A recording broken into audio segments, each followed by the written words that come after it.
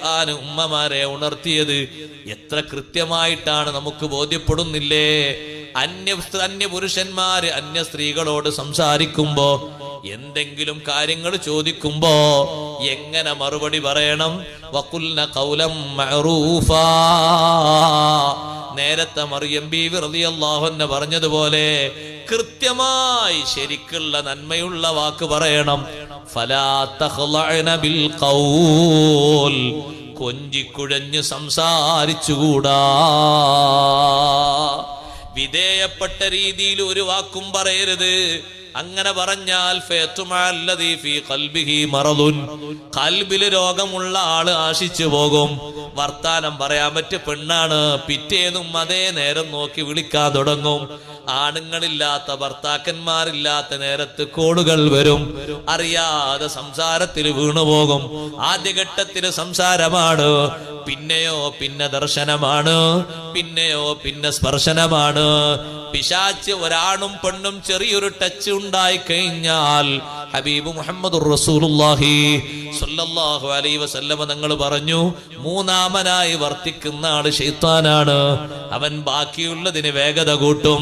സ്പർശനവും ദർശനവും ഒക്കെ കഴിഞ്ഞാൽ പിന്നെ ഒരുമിച്ച് കഴിയാൻ പ്രേരണ കൂട്ടും. അപ്പൊ സ്വന്തം വിലങ്ങുതടിയായി നിൽക്കുന്ന ഭർത്താവുണ്ട്, മക്കളുണ്ട്, രണ്ടു ഭാഗത്തുമുണ്ട്. രണ്ടാളും തീരുമാനിച്ചു പോയി അവരെ കൊന്നു കളയുക തന്നെ. അങ്ങനെയല്ലേ അവസാനം എത്തിച്ചേർന്നത്?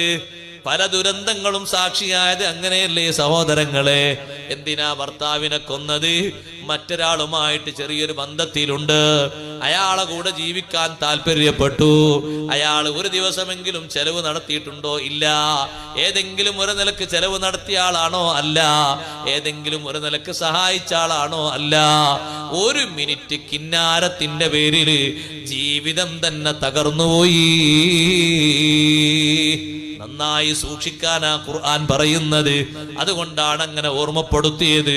ഫലാ തഖ്ളഅന ബിൽ ഖൗലി ഫയത്മഅല്ലദീ ഫീ ഖൽബിഹി മറദുൻ വഖുൽന ഖൗലൻ മഅറൂഫാ.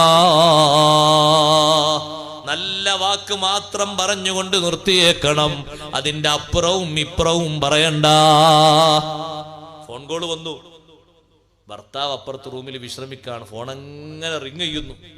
ആ ഫോണൊന്ന് എടുക്കട്ടെ എന്ന് എഴുതിയിട്ട് ഒരു സഹോദരി ഫോൺ എടുത്തു. എവിടുന്നാ? ഇന്ന ആളുണ്ടോന്ന് വെച്ചു.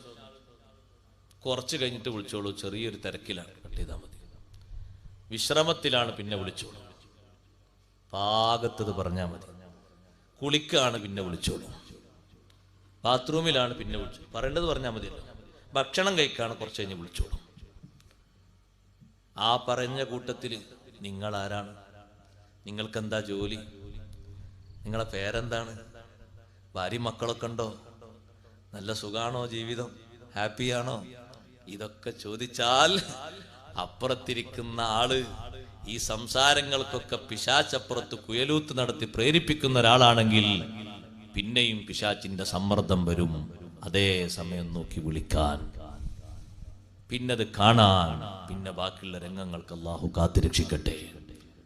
നമ്മളെ സംസ്കാരം, നമുക്ക് അല്ലാഹു നൽകിയ ഈമാനും തഖ്വയും ഇങ്ങനെ ചോർന്നൊലിക്കുന്നതാകരുത്. നമ്മൾ സൂക്ഷിക്കണം.